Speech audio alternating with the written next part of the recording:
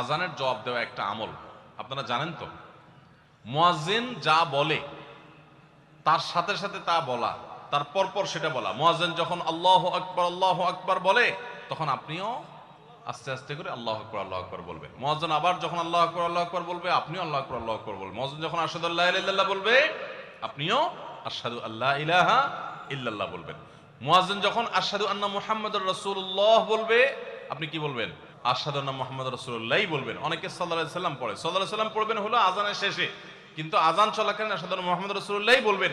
সহিহ মুসলিমের আযানের জবাব দেওয়ার অধ্যায়ে পরিষ্কারভাবে নবী সাল্লাল্লাহু আলাইহি ওয়াসাল্লাম শিক্ষা দিয়েছেন। ইমাম মুয়াজ্জিন যখন বলবে ইযা ক্বালা আশহাদু আন্না মুহাম্মাদুর রাসূলুল্লাহ ফাকুলু আশহাদু আন্না মুহাম্মাদুর রাসূলুল্লাহ, তখন আমরা আশহাদু আন্না মুহাম্মাদুর রাসূলুল্লাহ বলবো। এরপর হাইয়া আলাস সালাহ হাইয়া আল ফালাহ যখন বলবে তখন লা হাওলা ওয়ালা কুওয়াতা ইল্লা বলবো।